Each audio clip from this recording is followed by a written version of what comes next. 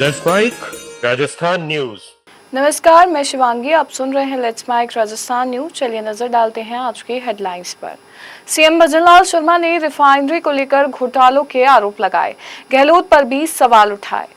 पूर्व सीएम अशोक गहलोत ने सीएम भजनलाल के रिफाइनरी बयान पर किया पलटवार। टीकाराम जूली ने रिफाइनरी विवाद में सरकार पर साधा निशाना। मदन दिलावर ने स्कूलों का निरीक्षण किया, शिक्षा व्यवस्था पर जताई नाराजगी। और अब खबरें विस्तार से। मुख्यमंत्री भजनलाल शर्मा ने पूर्व मुख्यमंत्री अशोक गहलोत पर रिफाइनरी परियोजना को लेकर गंभीर आरोप लगाए हैं। भजनलाल शर्मा ने कहा कि रिफाइनरी के नाम पर कथित रूप से घोटाले किए गए और जमीनों के सौदे भी हुए। उन्होंने सवाल उठाया कि इन कार्यों में कौन लोग शामिल थे और इसकी जांच होनी चाहिए। उन्होंने आगे कहा कि जनता को भी इस मामले की पूरी जानकारी है और वह आज भी कथित अनियमितताओं की बात करती है। लेकिन आपने देखा, हमारी रिफाइनरी का उद्घाटन होने वाला था, किसी घटना की वजह से रिफाइनरी में उद्घाटन आगे गया है। लेकिन कांग्रेस के लोगों को देखिए कि राजस्थान के ऐसे अच्छे संयंत्र जो आते हैं उस पर भी राजनीति करते हैं। किस तरह की राजनीति करते हैं?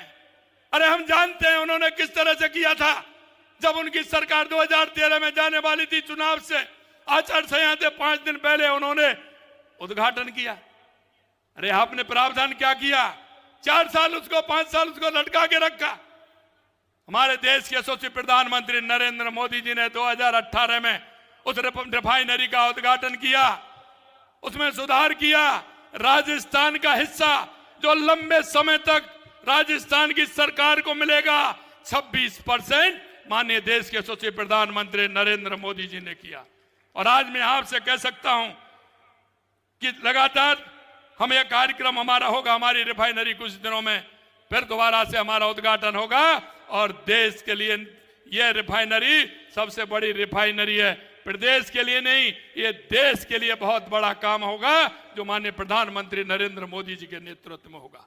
लेकिन मैं इनसे पूछना चाहता हूं कि इन्होंने रिफाइनरी के नाम पर किस तरह के घोटाले इन्होंने किए थे, जमीनों के सौदा किए थे, उसमें काम करने वाले कौन था? कांग्रेसी लोग किस तरह से काम कर रहे थे?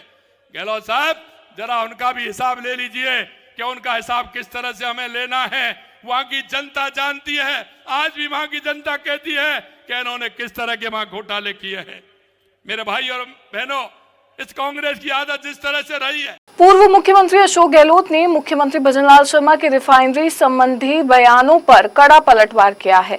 गहलोत ने कहा कि रिफाइनरी में राज्य सरकार की 26% हिस्सेदारी 2013 के शिलान्यास के समय से ही तय है और ये शर्त भारत सरकार व HPCL की ओर से रखी गई थी। उन्होंने कहा कि राज्य सरकार को मजबूरी में ये हिस्सेदारी लेनी पड़ी क्योंकि सामान्यतः रिफाइनरी में राज्य की भागीदारी नहीं होती। उन्होंने आरोप लगाया कि भाजपा सरकार देरी और दुर्घटना से ध्यान भटकाने के लिए भ्रामक बयान दे रही है तथा भ्रष्टाचार के आरोपों पर वर्षों से सत्ता में रहने के बावजूद कोई कार्रवाई नहीं की गई है। नेता प्रतिपक्ष टीकाराम जूली ने मुख्यमंत्री भजनलाल शर्मा के रिफाइनरी संबंधी आरोपों पर पलटवार किया है। टीकाराम जूली ने कहा कि रिफाइनरी में राज्य सरकार की 26% हिस्सेदारी 2013 के शिलान्यास के समय से ही है और भाजपा सरकार ने परियोजना को लंबे समय तक रोक के रखा। उन्होंने कहा कि मुख्यमंत्री को घोटाले जैसे बचकाने आरोप लगाने के बजाय कार्रवाई करनी चाहिए, न कि जनता को भ्रामक बयानों से गुमराह करना चाहिए। श्रीगंगानगर दौरे के दौरान शिक्षा मंत्री मदन दिलावर ने सरकारी स्कूलों का निरीक्षण किया, जहां शिक्षा व्यवस्था की कमजोर स्थिति सामने आई। निरीक्षण के दौरान एक छात्र द्वारा साधारण जोड़ का सही उत्तर न दे पाने और कम उपस्थिति पर मंत्री ने शिक्षकों को फटकार लगाई तथा व्यवस्था पर नाराजगी जताई। स्कूल में प्रिंसिपल सहित कुछ शिक्षकों की अनुपस्थिति भी पाई गई, जिस पर मंत्री ने शिक्षा के स्तर में सुधार की जरूरत बताई। और 49 में 2 जोड़ दे कितना हो जाएगा?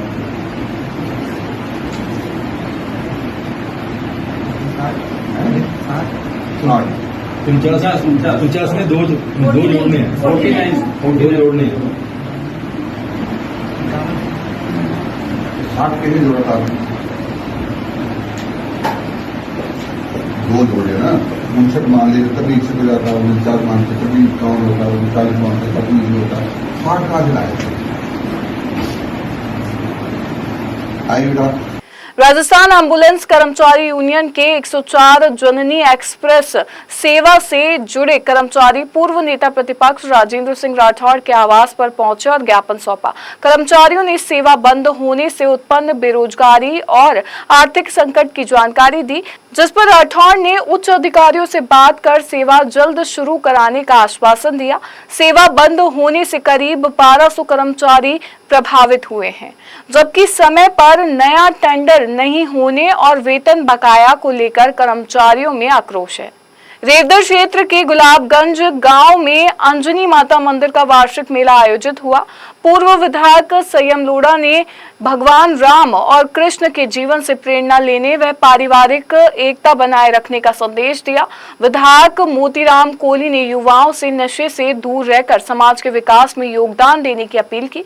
कार्यक्रम में कई जनप्रतिनिधि एवं ग्रामीण उपस्थित रहे। डीडवाना जिले के मारोट थाना क्षेत्र में एक विवाहिता की संदिग्ध मौत का मामला सामने आया है। मृतका निकिता मीणा के पीहर पक्ष ने पति सहित ससुराल वालों पर दहेज के लिए प्रताड़ना और हत्या का आरोप लगाया है। परिजनों के अनुसार विवाह के बाद से ही मृतका को पैसे लाने के लिए दबाव बनाया जाता था और उसके साथ मारपीट की जाती थी।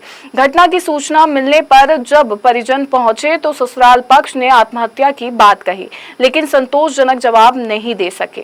मारोट थाना पुलिस ने मामला दर्ज कर जांच शुरू कर दी है। मेडिकल बोर्ड से पोस्टमार्टम करवाकर शव परिजनों को सौंप दिया गया है और पुलिस रिपोर्ट के आधार पर आगे की कार्रवाई कर रही है। क्षेत्र में शेरपुरा गांव में एक महिला ने सुसाइड करने का मामला सामने आया है। इस पर महिला के परिजनों ने 304B की रिपोर्ट दर्ज करवाई है।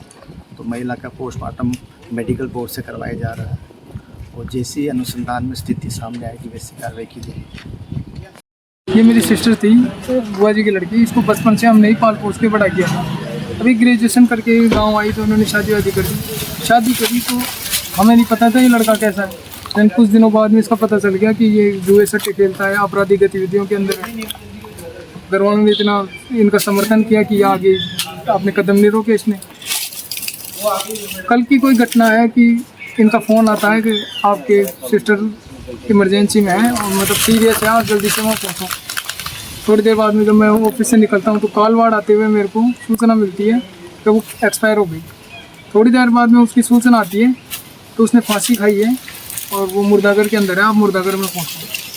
जैसलमेर जिले के झिंझनयाली थाना क्षेत्र में बिरी की ढानी स्थित एक खेत में 51 वर्षीय महिला का शव संदिग्ध अवस्था में मिलने से सनसनी फैल गई। मृतिका की पहचान हत्तू देवी पत्नी अमराराम चौधरी निवासी कनोड़ के रूप में हुई है।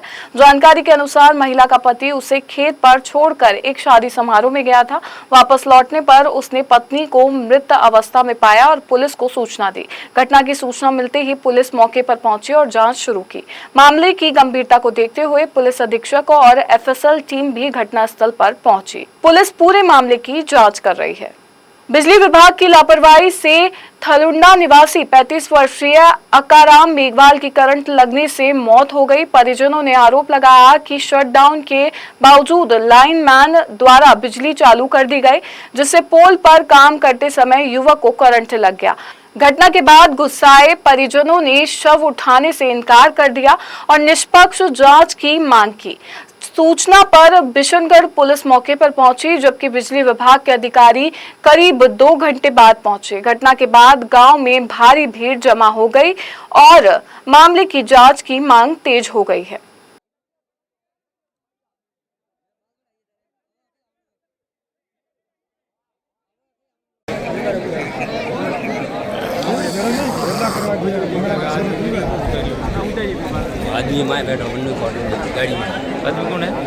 मैं शिवांगी लेट्स माइक स्टूडियो से जुड़े रहिए हमारे साथ। राजस्थान न्यूज में रोज शाम 4 बजे नॉन स्टॉप न्यूज को रेडियो पे सुनने के लिए डाउनलोड करें लेट्स माइक ऐप। नमस्कार। आप सुन रहे थे let's mike more than radio. Follow कीजिए हमें हमारे सोशल मीडिया प्लेटफॉर्म्स पर।